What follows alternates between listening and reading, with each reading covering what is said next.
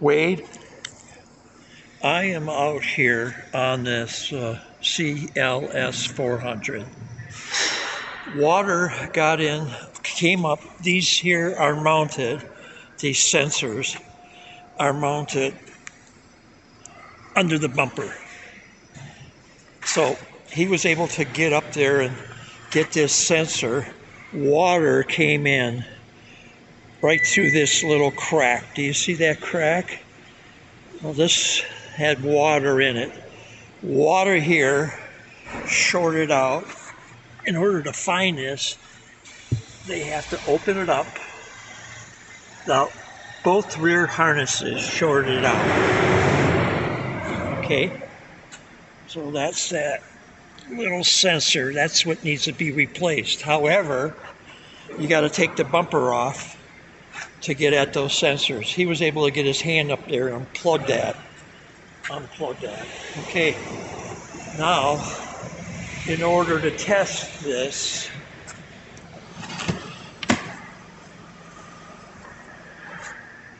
you have to take this all apart to get in there.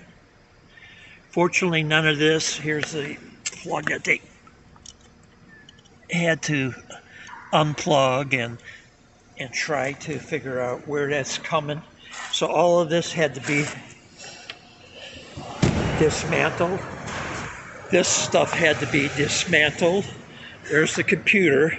Computer's fine in order to get to what they needed, the computer and the battery. And you go around. In order to plug in their computer, they have to take this apart right here and plug it in here. So all this had to come apart. All of that stuff had to come apart in order to test it to find out what the deal was. And they came to the conclusion. The conclusion is those sensors and the two rear harnesses, plus the labor to dismantle. And of course, he's shaking his head saying, typical Mercedes crap. If they got a little water into the headlight, right up here, it would knock out the whole car. So if you had one of these beams, this is just additional. He was telling me, little water gets in there, knocks out the whole car. This car was towed in. He couldn't start it. And it has nothing to do with the lamps, the tail lamps at all.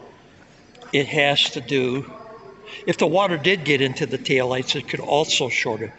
But it had nothing to do with that. The water splashed up from below and got these two sensors. And you can actually see, let's see if you can see. There you go. It's shorting out right in there. Thanks, Wade.